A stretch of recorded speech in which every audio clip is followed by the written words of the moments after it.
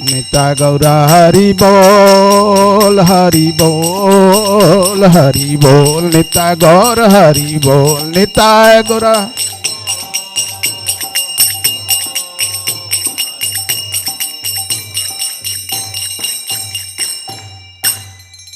Nitya Gaura Premanande.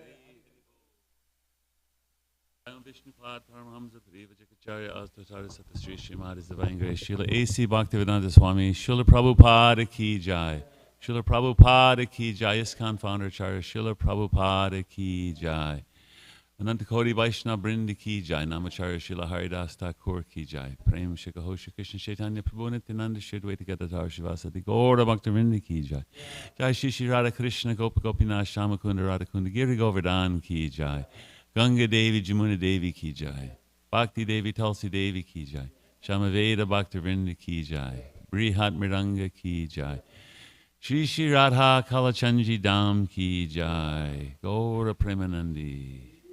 All glories to the assembled devotees. All glories to the assembled devotees. All glories to the assembled devotees. All glories to Sri Guru and Sri Gauranga. Hari Hari Bol.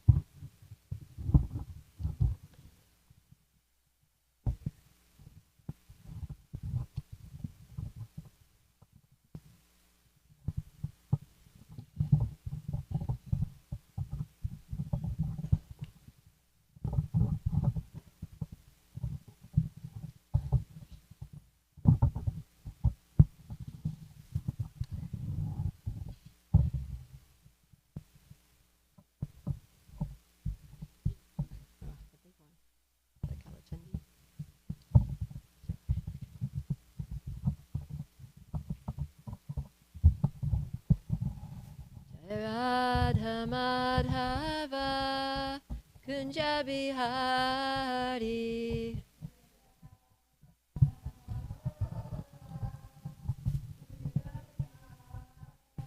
Jaya Radha Madhava Kunja Bihari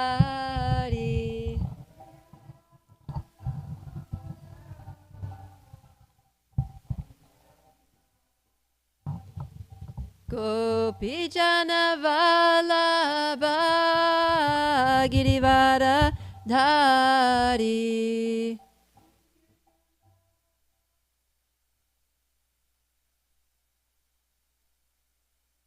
Jaya Gopi Jana Vallabha Girivara Dhari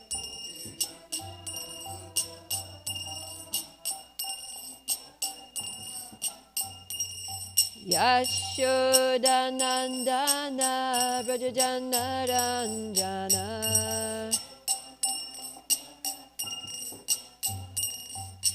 Yashoda Nandana Brajajana Ranjana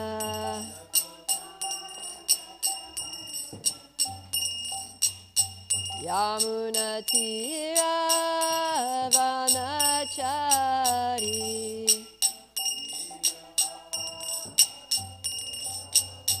Yamuna Tira Vanachari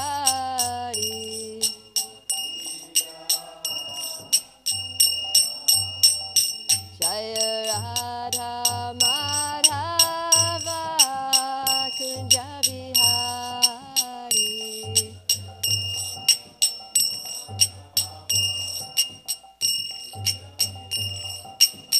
Jaya Radha Madhava Kunja Bihari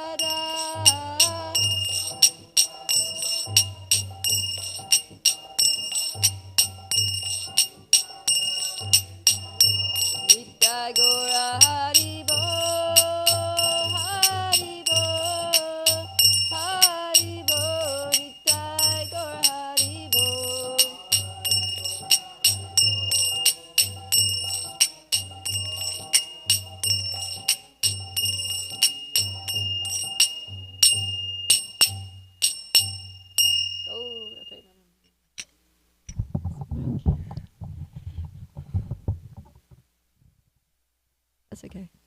You can just do it now. You can just stop that actually. Just start again.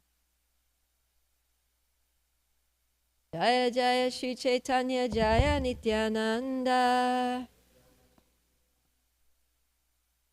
Jaya Advaita Chandra Jaya Gaura Bhakta Vrinda Jaya Jaya Shri Chaitanya Jaya Nityananda Jaya Advaita Chandra Jaya Gaura Bhakta Vrinda Jaya Jaya Shri Chaitanya Jaya Nityananda Jaya Advaita Chandra Jaya Gaura Bhakta Vrinda Jaya Jaya Shri Chaitanya Jaya Nityananda Jaya Advaita Chandra Jaya Gaura Bhakta Vrinda.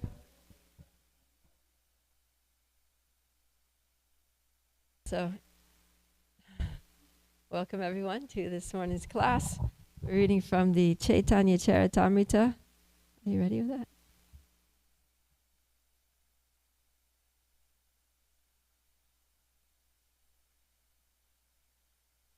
So, welcome everyone to this morning's class.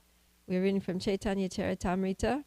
This is, we're starting a new chapter, chapter 9 of the Madhya Lila, called Lord Chaitanya's Travels to the Holy Places. This is a very ecstatic chapter, and we're beginning from text 1. So I'll try to cover text 1 to 8 today. So text 1. Nana Mata Graha Grastan. Maybe I'll just say it. Dakshinatya Janadvipan Kriparina Vimuchaitan Goras Chakre Savaishnavan. So translation and purport by His Divine Grace A.C. Bhaktivedanta Swami Srila Prabhupada Ki Jai. Lord Sri Chaitanya Mahaprabhu converted the inhabitants of South India. These people were as strong as elephants, but they were in the clutches of the crocodiles of various philosophies, such as the Buddhist, Jain, and Mayavad philosophies. With his disc of mercy, the Lord delivered them all by converting them into Vaishnavas, devotees of the Lord. So purport. Sri Chaitanya Mahaprabhu's converting the people of South India into Vaishnavas is compared herein to Lord Vishnu's delivering Gajendra the elephant from the attack of a crocodile. When Sri Chaitanya Mahaprabhu visited southern India, almost all the residents were within the jaws of the crocodiles of Buddhist, Jain, and Mayavad philosophy. Here Kaviraj Goswami states that although these people were as strong as elephants, they were almost in the clutches of death because they were being attacked by the crocodiles of various philosophies. However, just as Sri Chaitanya Mahaprabhu in the form of Vishnu saved the elephant Gajendra from the clutches of a crocodile, so he saved all the people of South India from the clutches of various philosophies by converting them into Vaishnavas. So this is very nice. Krishnadas Kaviraj is referring to a pastime from the 8th canto of Srimad Bhagavatam, where Gajendra is an elephant, and he's the king of elephants, and he's going with his whole family, his whole squad of elephants, to enjoy in the heavenly place where there's a nice river. And they go into the river, they're splashing each other, they're sucking up water in their trunks and spraying it on each other and having a good old time, enjoying life.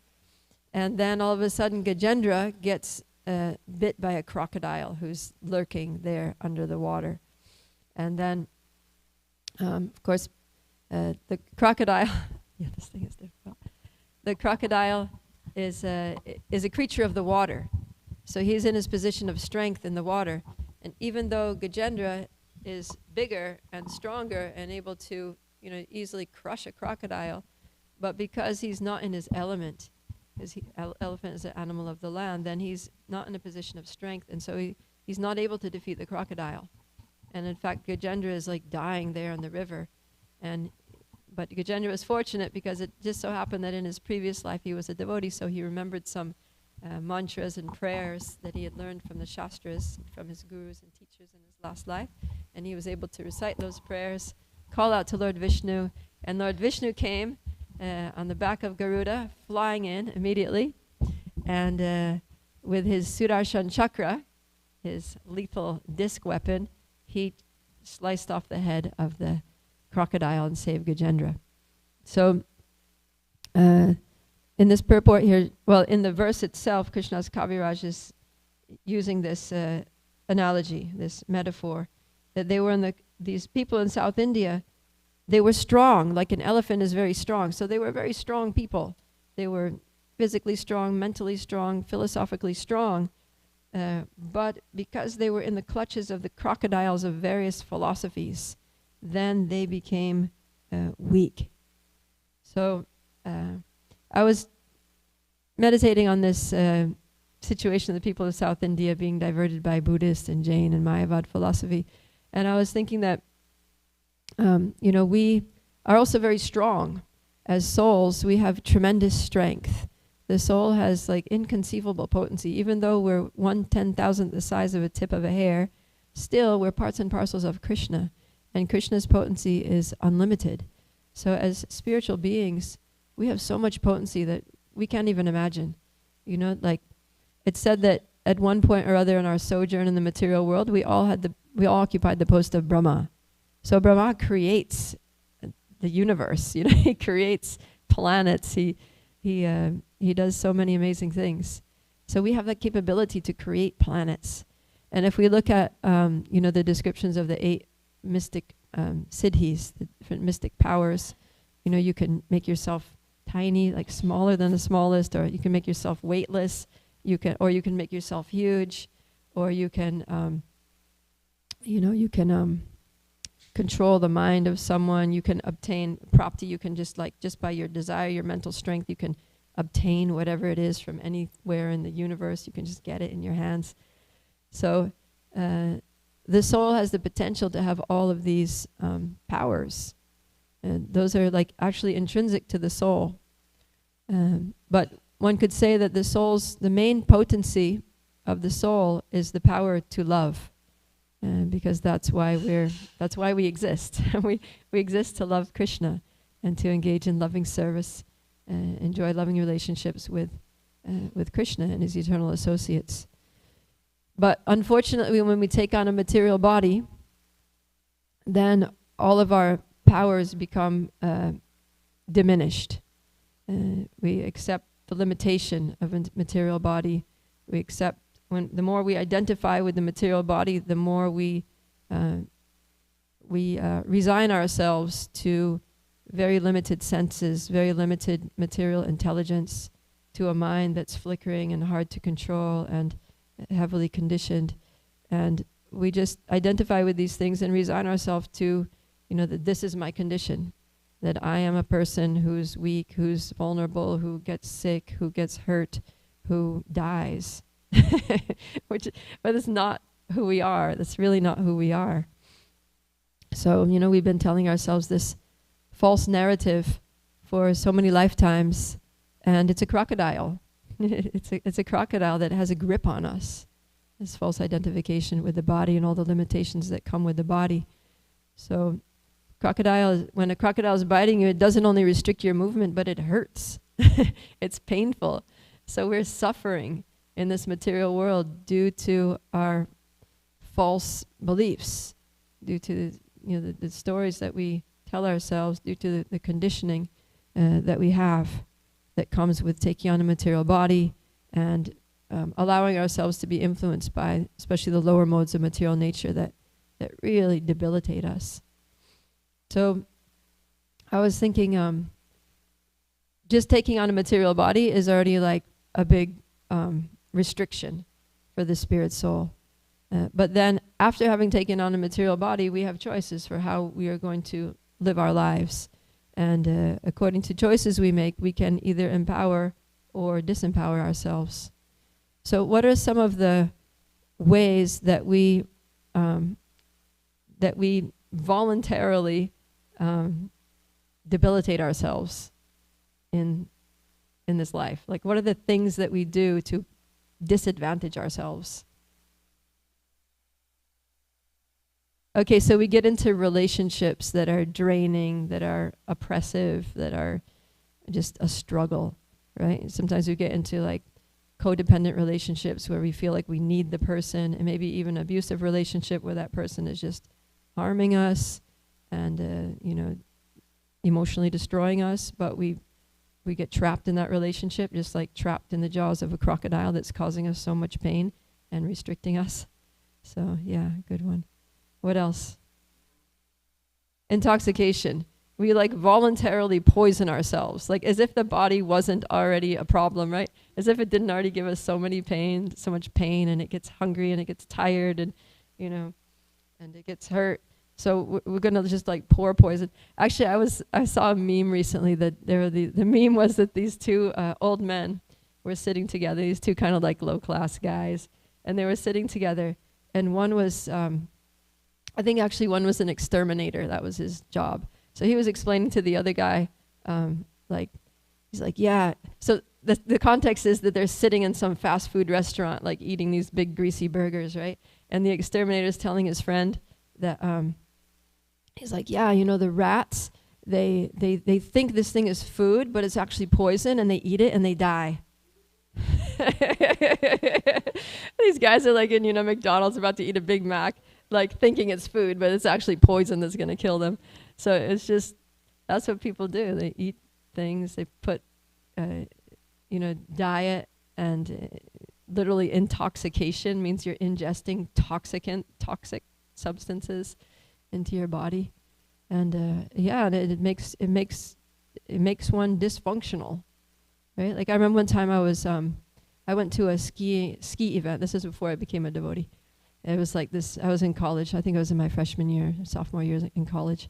And my friends were like, let's go to this ski thing. It was in Maine, so it was like this mountain, and it was all snowy, and it was freezing cold. It was like below zero temperatures. And we had this grandiose idea that we were going to like sleep in a tent and everything in sub-zero temperatures, and then go skiing all day the next day and like that. So we were in the ski lodge waiting for our other friends to join us. And then we didn't have anything else to do, and college students, so everybody was just basically getting intoxicated. And then and then friends came, and then we're like, okay, let's go find a place and set up our tents. So we're literally setting up the tent in the snow. It's like ice, snow, it's 10 below zero. And then it's one of those simple tents. It's like a little dome tent with those, tension poles that stretch, and you have to put the end of the pole into the little hole in the It was ridiculous. He was like, okay, grab the pole and put it in the thing, and the person's on the other side like, They couldn't even do this simple basic task because they just obliterated their consciousness. And then we're just standing there like, oh my God, if we don't get this tent up, we're gonna die. Like literally, it was literally a life or death situation. And it was just crazy how everybody had just voluntarily rendered themselves useless through intoxication. Anyway, somehow or other, so I think some people came over and helped. Got the tent up and everybody survived. But yeah, so it's a big way that people disadvantage themselves. So what are some other things, Amiya?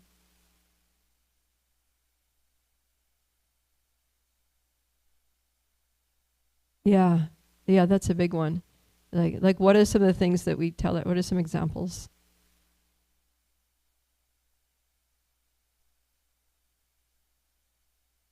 I'm not capable, I'm not good enough, I'm useless, I'm just, a victim, and people should just go on victimizing me. And I'll be like this forever, there's nothing that I can do. I was born into this situation, this is my destiny, right? Like that, yeah. I can't change, I've been like this for so long, like you can't teach an old dog new tricks, just forget about me, move on with your life. Yeah.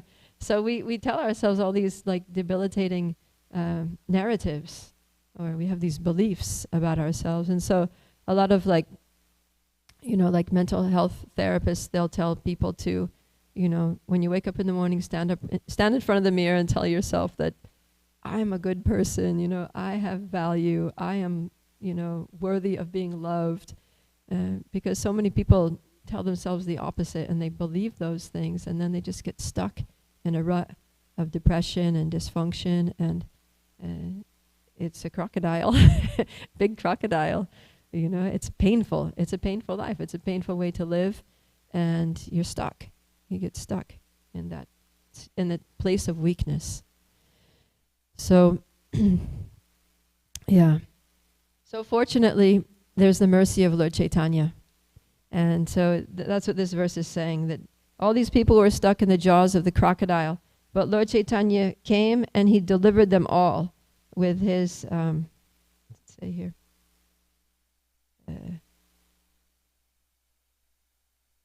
Kripa Arina. So Kripa means mercy and Arina means disc. So he comes in with his disc of mercy, and he just throws that disc in there and he cuts off the head of all these crocodiles.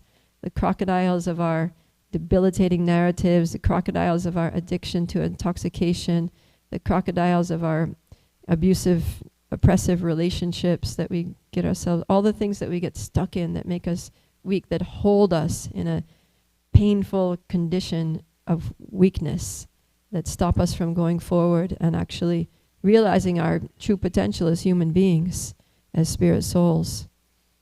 So, so Lord Chaitanya, we need to pray to Lord Chaitanya, take shelter of Lord Chaitanya, and, you know, please, you know, I'm stuck in this rut, I'm in the jaws of this crocodile, right? We all have our little crocodiles. Some are bigger, some are baby crocodiles, and some are big, you know, like strong crocodiles. But we all have our crocodiles, and so we need to pray to Krishna just like Gajendra did. Pray, call out to Lord Vishnu, please save me. I'm not able. This thing has really, it's destroying me. I'm not strong enough to defeat this crocodile. It's dragged me into the depths of, you know, the waters of disadvantage, basically. And I need you to come and throw the disc. And Lord Chaitanya will do that because he's the mercy incarnation. You know, he's the manifestation of compassion, and he's there to help. So let's go on here, read a few more verses. Text 2 is the classic text 2 of every chapter of Chaitanya Charitamrita. Jaya Jaya Shri Chaitanya Jaya Nityananda Jaya Advaita Chandra Jaya Gaura Bhakta Vrinda. All glories to Lord Shri Chaitanya Mahaprabhu. All glories to Lord Nityananda Prabhu. All glories to Shri Advaita Prabhu. And all glories to all the devotees of Shri Chaitanya Mahaprabhu. Text 3. Dakshina Gamana Prabhura Ati Vilakshana Sahasra Sahasra Tirtha Kaila Darashana. Sri Chaitanya Mahaprabhu's tour of South India was certainly very extraordinary because he witnessed many thousands of places of pilgrimage there. So Lord Chaitanya went all over. He went to every town and village of India, visiting thousands of places. Se Sabha Tirtha Sparshi Mahatirtha Kaila Se Chale Se Desher Loka Nistarila. On the plea of visiting all these holy places, the Lord converted many thousands of residents and thus delivered them. Simply by touching the holy places, he made them into great places of pilgrimage. So this is the Lord's mercy, that it was on the plea of, yeah, I'm going to go on pilgrimage and visit all these holy places, but actually he was going there to deliver the people. He was going there to give his association and to kill the crocodiles. He was going crocodile hunting. So Srila Prabhupada's purport. It is said, Tirti Kurvanti Tirtani. A tirtha, or holy place, is a place where great saintly personalities visit or reside. Although the holy places were already places of pilgrimage, they were all purified by Sri Chaitanya Mahaprabhu's visit. Many people go to these holy places and leave their sinful activities there, thus becoming free from contamination. When these contaminations pile up, they are counteracted by the visit of great personalities like Sri Chaitanya Mahaprabhu and his strict followers. Many kinds of patients come to a hospital, which may be infected by many types of diseases. Actually, the hospital is always infected, but the expert physician keeps the hospital sterilized by his expert presence and management. Similarly, places of pilgrimage are always infected by the sins left by the sinners who go there. But when a personality like Sri Chaitanya Mahaprabhu visits such a place, all contaminations vanish. So, yeah, I was thinking that, here we are in Kalachandji Dham, and it's a place of pilgrimage. At the same time, there are unsavory elements, in the neighborhood. Like the other night, we heard a lot of gunshots. And, many people come here, and people come with varying degrees and varieties of material contaminations. And even amongst the devotee community, sometimes there are some conflicts and tensions and those kinds of things. But, so it's like a hospital. People come with all their different varieties and degrees of diseases. But as Prabhupada says, the doctor is there. The doctor is there, and the doctor knows how to cure diseases. So anyone who comes here, they come with all their, infections and contaminations, but Lord Chaitanya is here. Shri Shri Gaura is standing right there. And of course, Radhikalachandji always steal the show. But we shouldn't forget that Shri Shri Gaura are there, and Lord Chaitanya is so merciful. And the deity is non-different from Krishna. So these deities are, Lord Chaitanya's mercy is accessible. See, he's got his hands up like this, Haribol, but he also has that disc there, right? The Kripa Adina is there, on his finger. And if we just ask him, then he can fire it away and kill all of our crocodiles and kill all the baby crocodiles that come lurking around the neighborhood and the big crocodiles. And yeah, we can make it a crocodile-free zone. So that's what happens. People come, and the doctor is there, and they get well. So as things come and go, things surface from time to time, but gradually, everything comes out in the wash here. So, yeah, I was thinking of the potency of the deities, and there's one temple near Mayapur Dham. It's in a place called Ambika Kalna. That temple was established by an associate of Lord Chaitanya called Gauridas Pandit. And Gauridas Pandit was there, and when Lord Chaitanya took sannyas, he was very distraught because he was very attached, obviously, to Lord Chaitanya's personal association. He's thinking, the Lord is now that he's a sannyasi, he has to travel, he's going to leave Navadvip Dham, and he's not going to come back. I won't see him. Who knows when I'll see him again, if ever. So he was very distressed, and he was crying and begging Lord Chaitanya to stay. Please stay. Why do you have to go? And Lord Chaitanya said, don't worry. The deity, my deity, is non-different from myself. And then he turned himself into the deity. Lord Chaitanya and Nityananda, they turned themselves into Gaura deities. And then and they just went and stood there on the altar.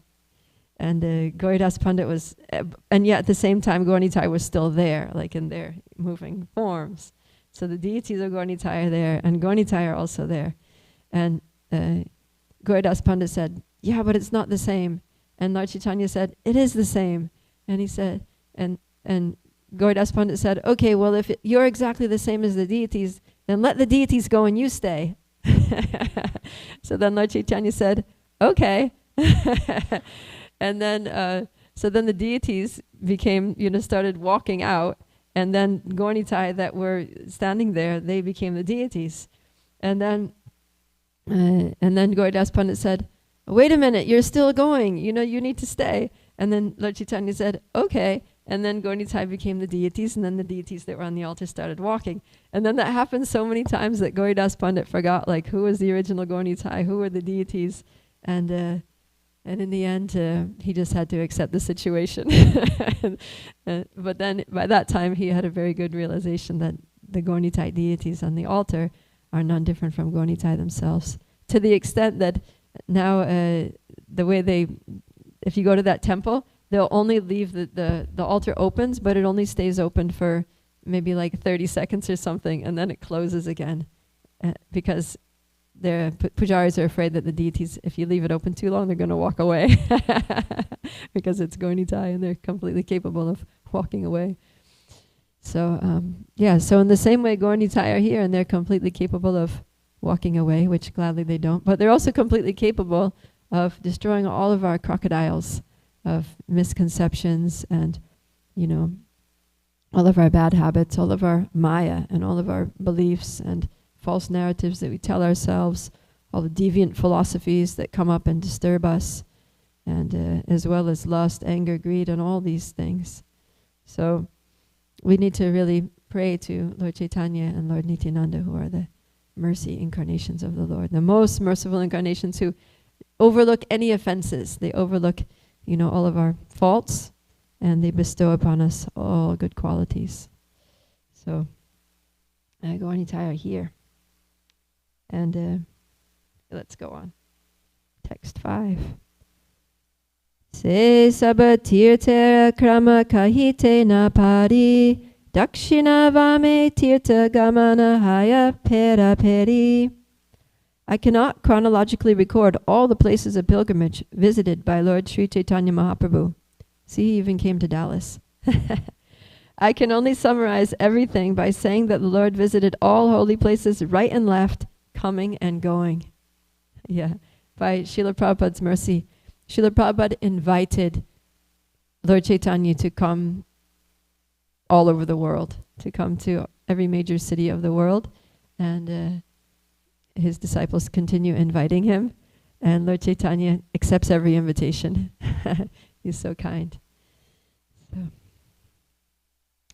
text 6. Ateva nama matra kariya ganana kahite na paritara yata anukrama. Because it is impossible for me to record all these places in chronological order, I will simply make a token gesture of recording them. Text 7, 8. This is the last verses that we'll read. Purvavat pate yaite ye paya darashana ye grame yaya se gramera yata jana sabe vaishnava haya kahe Krishna hari anya grama nishtaraye se vaishnava kari. As previously stated, all the residents of the villages visited by Lord Chaitanya became Vaishnavas and began to chant Hari and Krishna. In this way, in all the villages visited by the Lord, everyone became a Vaishnava, a devotee. Purport. The holy names of Krishna and Hari, or the chanting of the Hare Krishna Mahamantra, are so spiritually powerful that even today, as our preachers go to remote parts of the world, people immediately begin chanting Hare Krishna. Sri Chaitanya Mahaprabhu was the Supreme Personality of Godhead himself. There cannot be anyone who can compare to him or his potencies. However, because we are following in his footsteps and are also chanting the Hare Krishna Mahamantra, the effect is almost as potent as during the time of Lord Chaitanya Mahaprabhu. Our preachers mainly belong to European and American countries. Yet by the grace of Lord Chaitanya, they have tremendous success wherever they go to open branches.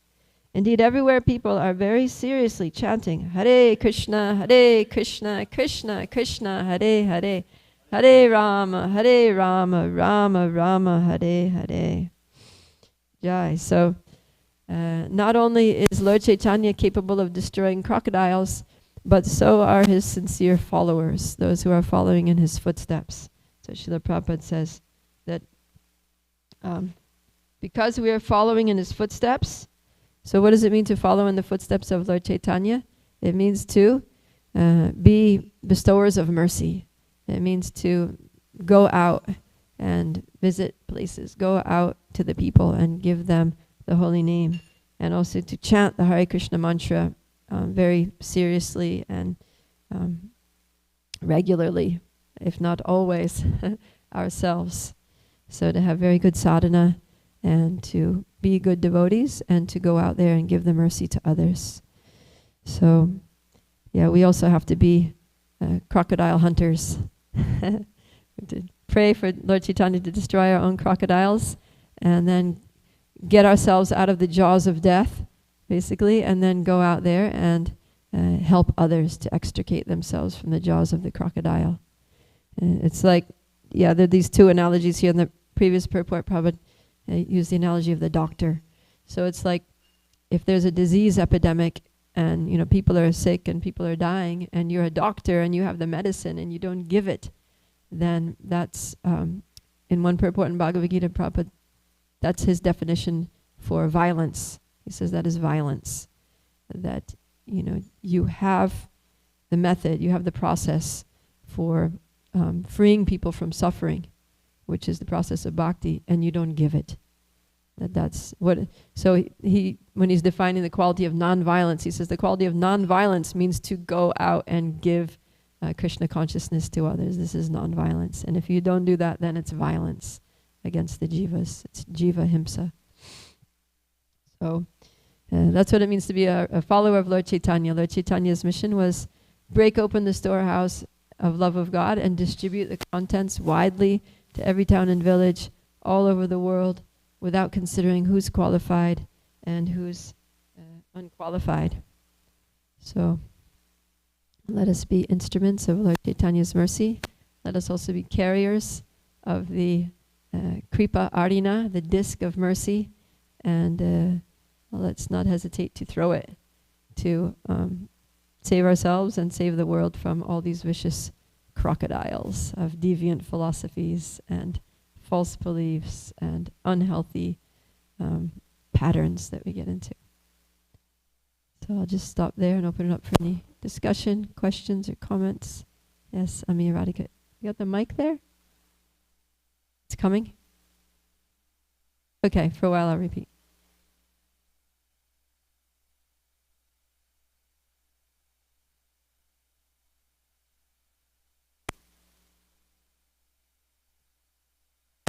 Almost as potent.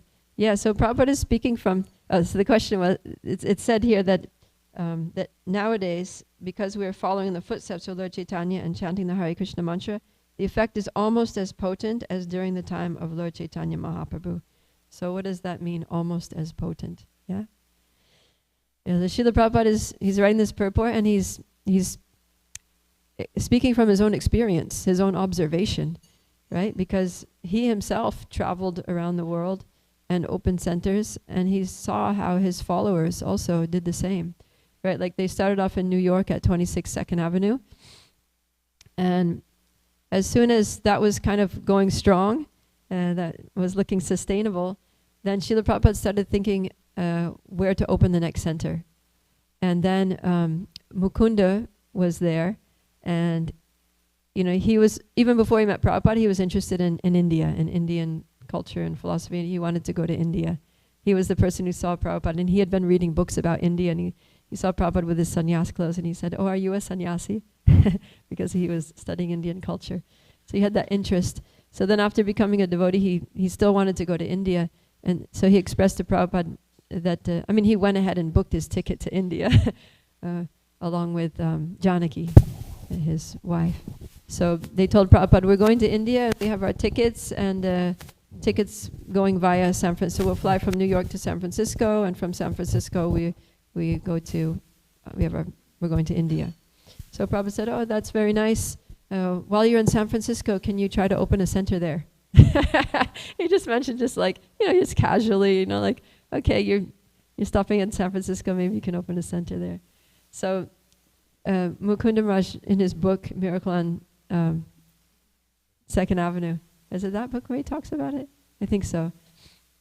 He talks about how when Prabhupada said that, he really had no intention of opening a center in San Francisco. He was just like, all right, kind of like, dream on, like that's not gonna, how am I possibly gonna do that? But then it just so happened they went to San Francisco, and then they went to visit some old friends, Sam and Melanie, who were living in a lookout tower in the redwood forest, Northern California, and then they just happened to mention that they'd met a Swami, and they were, giving up intoxication, and they were chanting Hare Krishna, and then Sam and Melanie got interested, and then Mukunda happened to mention that they had been asked to open a center, and then all of a sudden Sam was just like, yeah, let's do it. That sounds like a great thing to do. And then the four of them went down to San Francisco, and they met other people, and they just opened a center. Like it just happened. So that's the potency. That's what we're talking about. That almost as potent. There's just two people who are very new devotees, right? At least in that lifetime, they were very new. They'd been practicing Krishna consciousness for a relatively short time, and they didn't even have a hugely strong desire to open a center, but this instruction was there, so a little spark of, the thought was there, And then by the potency of Lord Chaitanya just brought everything together. He just brought in the support, the right people, the enthusiasm, the money, the place became available. And then they opened a center in San Francisco. And then after that, the same people, they teamed up, the same couples, right? Wasn't it? Mukunda Janaki. And then Sam and Melanie became Shamasundar and Malati. And then they joined forces with Yamuna Devi and Gurudas Prabhu. And then the 6 of them went to London and they did the same thing.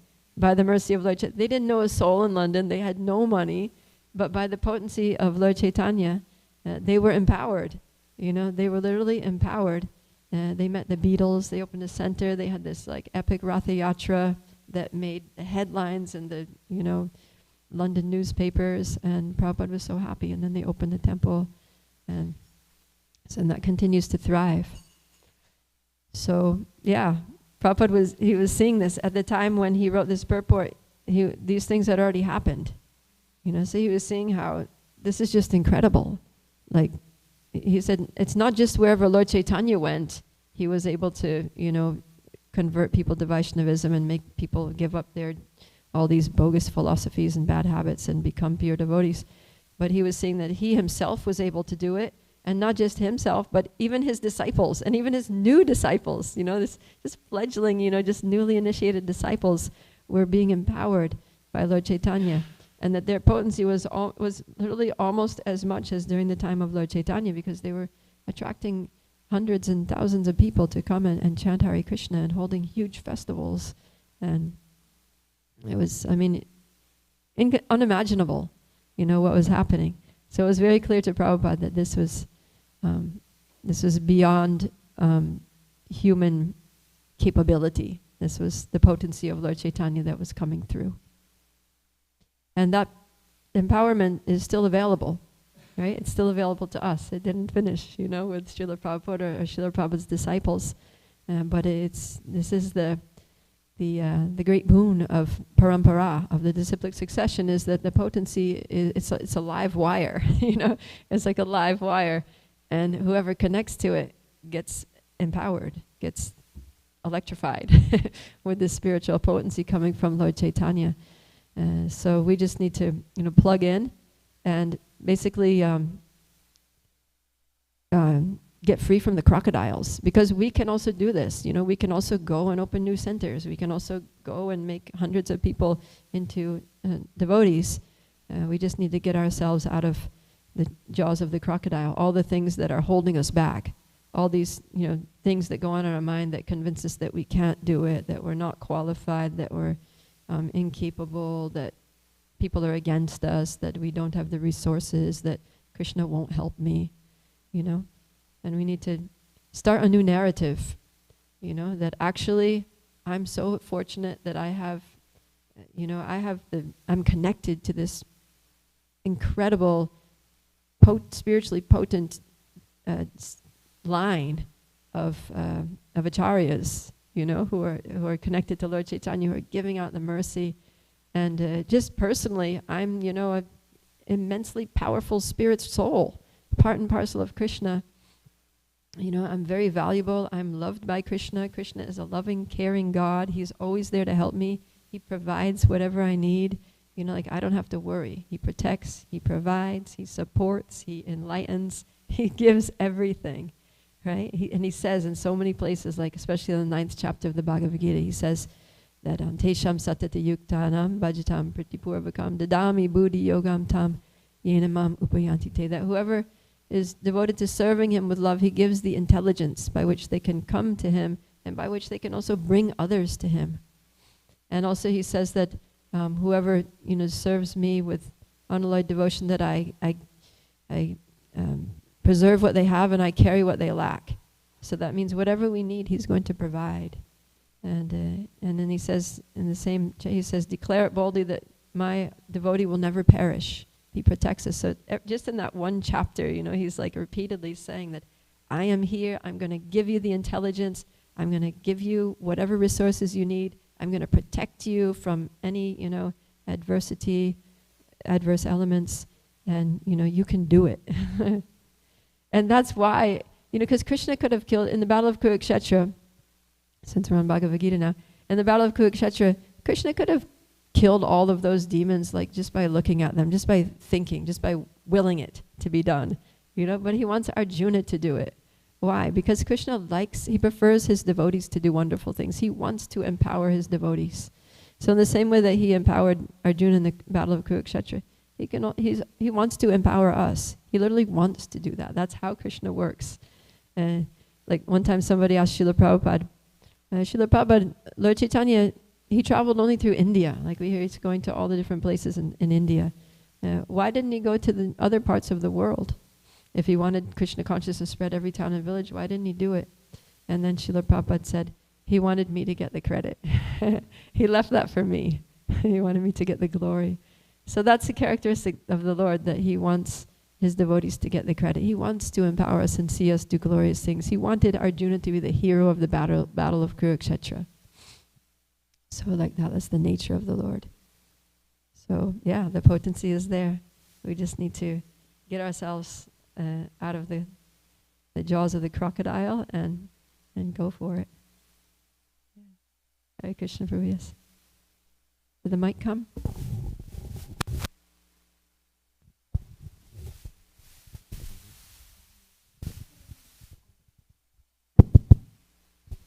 Gauranga. You were talking about going out to preach Christian consciousness. I think you're referring to Sankirtan activities like book distribution or I guess giving lectures in college campuses. What else? There's so many ways to do Sankirtan, book distribution. A lot of devotees, or many people, they feel like they'd rather not worship God in that way. They don't feel inclined. They like being devotees, and they love to come and do service for Radha Kalachandji. And when it comes to this going out thing that you're talking about, it's unappealing to most devotees. Mm. They like hearing the stories about Sankirtan back in the day, but to actually go out and make that history themselves is, you know, they just rather, if you ask them, they'll say, well, I just don't really want, book distribution's not for me, or that's just not me, you know, I don't like to do that kind of thing. So what are we missing when we avoid Sankirtan? Yeah, missing a lot of nectar. You know, that's where so much nectar and sharing Krishna consciousness, especially going out there on the front lines, and just, you don't know what's going to happen. You're just putting yourself out there at the mercy of Lord Chaitanya. Of course, Lord Chaitanya's mercy is always a good thing, so it's always going to be good. Yeah, but even if you have a nature that, you know, you prefer to stay in the do temple services or contribute in other ways, then at least, you know, support those who are going out. You know, be like a, what do you call it? Back, like a, you know, like in the army, in the military, you've got your frontline soldiers who are going out and actually going into battle. But then you've got the whole backup crew, you know, you've got the cooks, you've got the medics, you've got the administration and, you know, air traffic control and, you know, all these logistic people, and there are probably more of those than there are even soldiers, you know. So that's needed too. So if you're a pujari, then, you know devotees going out and book distribution, save a plate of Mahaprasadam for them, you know. Tell them, I got you a big plate from Rajabhog, and when you come back, you're good. Or, you know, just encourage the devotees, express appreciation for devotees who are going out, because it's not an easy, you know, it's not an easy service to go out there every day. So, you know, encourage them, support them, serve them in whatever way possible. And then by doing that, then we may receive Lord Chaitanya's merciful glance and get the inspiration one day to go out ourselves and get that nectar. Would you like to add something, Brihat? Yeah, Brihat Mridanga here is a front man's guy. He's front lines person. Yeah, go ahead. Well, first off, just my experience going out, even recently, just walking down to the corner and just whoever shows up I talk to. And it's such an incredible taste. It's really, there's nothing that compares to it in my experience. Because like you're saying, you just put yourself in the mercy of Lord Chaitanya, and you have no idea what's going to happen. And every day, even if I go out for just 30 minutes, it's very obvious that there's one person who was just waiting to receive a connection with Kalachandji's temple. Mm-hmm. I was going to also add that we can do Sankirtan at different levels. Like one level is going out on the front lines. Another level is training those who are going on the front lines. Like yourself, you're teaching Bhakti Shastri to devotees. And if you, well, I know you will, infuse a mood of Sankirtan in your education, then it will inspire the students to go out on the front lines. So by your teaching, you're inspiring many others. So I think education is a huge part. What's the angle that we're really presenting? Are we presenting Srila Prabhupada's missionary zeal, or enthusiasm maybe is a better word?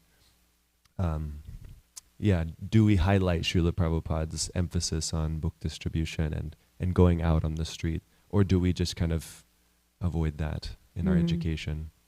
Yeah, that's very important. Yeah, of course, education is very important. When I was teaching Bhakti Shastri in Mayapur school to the high school students, and I was really like, because I was a frontlines person for many years. I did a lot of book distribution, traveling Sankirtan I was full-time Sankirtan devotee for years and years and years, and I maintained even my Grihastha life, and we just did book distribution. We didn't that's all we did. That was like how we maintained the family, was through book distribution. So my life is basically like book distribution for the first 25 years, at least, my Krishna consciousness. So I was very much in that mood, and I was teaching Bhakti Shastri to his high school students, and I was like, Lord Chaitanya, Srila Prabhupada's mood and mission, and book distribution, preaching is where it's at. And because of that, then I saw that, they're becoming preachers, that they, in their own ways, in different ways, they're trying to give Krishna consciousness to others. Like Gaurangi Gandharvika, she went to whole preaching to, children, his children's programs, cultivating the children and like that. So, like Vaisheshika says, where attention goes, energy flows. So if we put our attention, if we talk about these things, we put our attention on outreach and, book distribution, how to share Krishna consciousness. Prabhupada said we need to rack our brains, so that he would always say that you young American boys and girls, you have this intelligence, and you need to use, what is the use of your intelligence if you don't use it to spread Krishna consciousness? I thought of a point as you were speaking, that a teacher is in a leadership role, and also our administrative leaders in ISKCON ideally set the example. Maybe it's not every day, but on a regular basis, going out on the front lines. Like I remember in Houston, Saranga Thakur Prabhu, he would come out to the zoo Harinam regularly, and it was amazing to see him dancing in the Harinam. Usually we see him as the, respected temple president, and of course, we still have respect out there, but it's more of a sweet kind of familiar mood out there, and it really grew my affection and appreciation for Saranga Thakur Prabhu, seeing him out there on the front lines.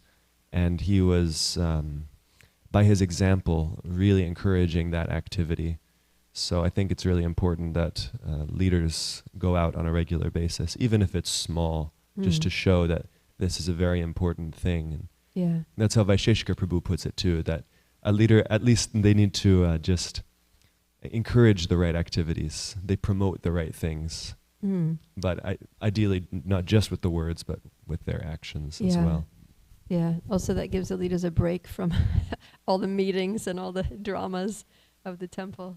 Just get out there, forget it all, just lose yourself in Harinam, book distribution. Sure, from the altar. Hare Krishna. So talking about Vaisheshika Prabhu, the book distribution party goes out and the people that cannot go out, men, women, children, whoever they are, they gather in the temple room, they pray for them. They say Narasimha prayers, they say protective prayers from Bhagavatam. He has a list of prayers for protection. They say, they read those, and then once a while they get a call from the book distributors. There's a scheduled calls. Periodically they'll call from the field and give an update on, we gave out this many books, we collected this many, like that. So it's an interactive thing, and everybody participates in it. Wow, that's amazing. Yeah, so everybody feels connected.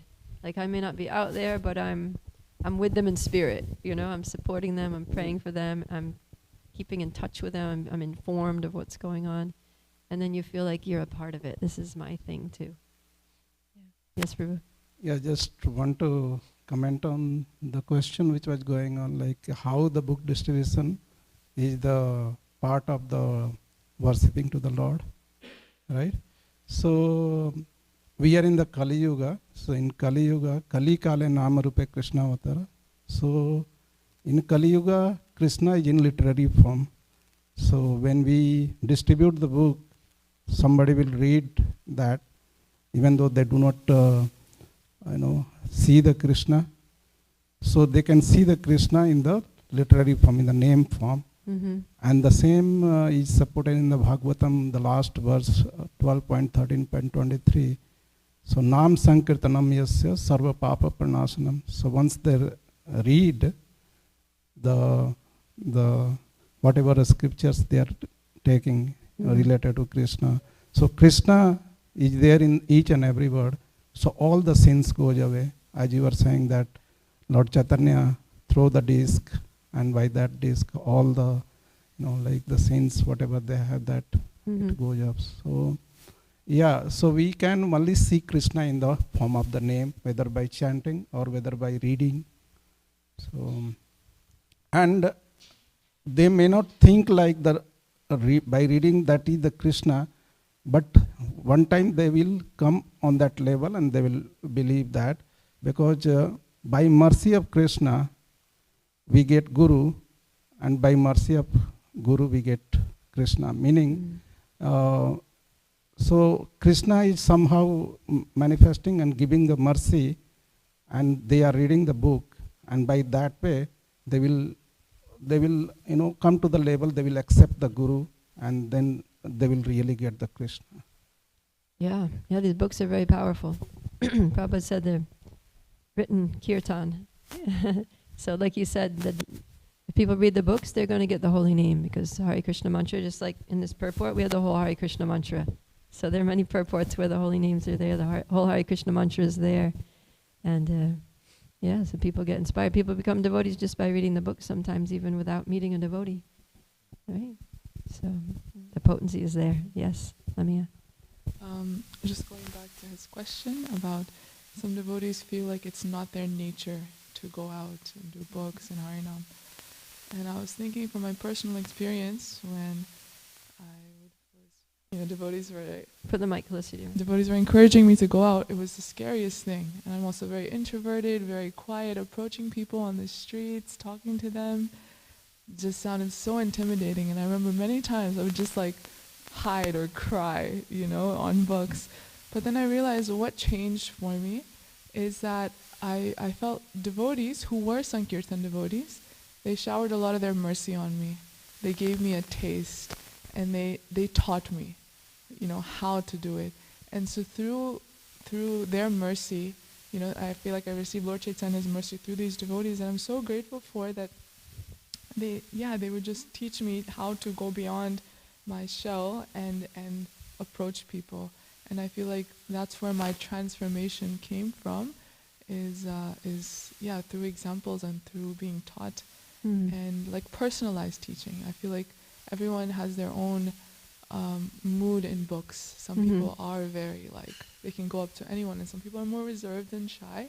And I feel like book distribution, Harinam, is accessible for all kinds of people.